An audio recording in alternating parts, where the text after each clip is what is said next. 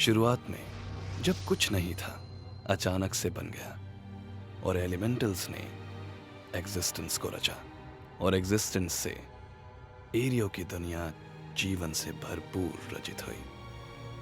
इस क्षेत्र से आकर्षित होकर एलिमेंटल्स ने इसे सुरक्षित रखने और ऑर्डर बनाए रखने के लिए 4 प्राइमोर्डियल्स की व्यवस्था बनाई।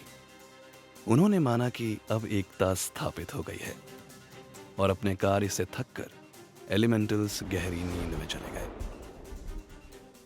एकता केवल ऑर्डर से नहीं बनती और संतुलन बिगड़ गया।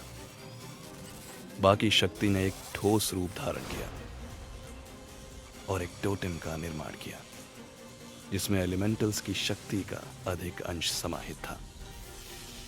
परंतु एग्जिस्टेंस अपने ही इशारों पर नाचते हैं। उसने इस नई शक्ति की धारा का उपयोग करते हुए और अपनी कला और हुनर का लाभ उठाकर असंतुलन को दूर करना शुरू किया और 4 नए प्राइमोर्डियल्स प्रकट हुए।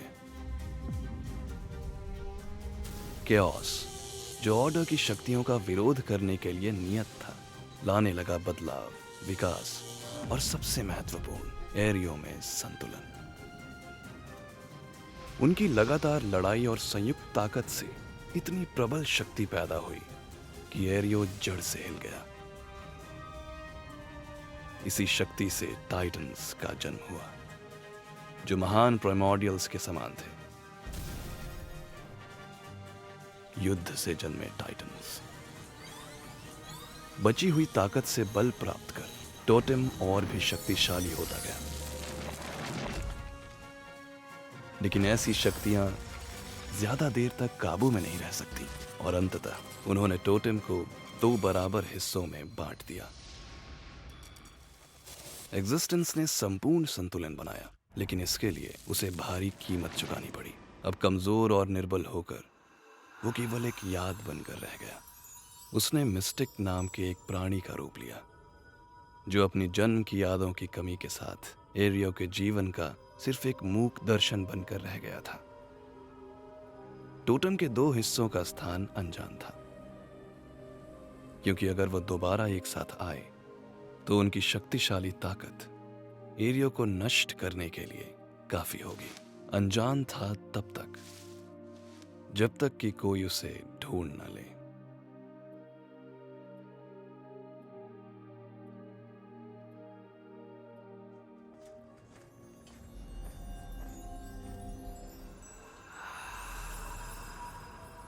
टॉरक, तुम मेरे पास दूर से आए हो। बताओ, क्या परेशानी है? हे महान और बुद्धिमान मिस्टिक, मैं ऑर्डर के टाइटन्स का अधिनायक बनकर आपके सामने आया हूँ। मेरे मन में एक बेचैनी है। कृपया बताएं, यह अशांति किस कारण है?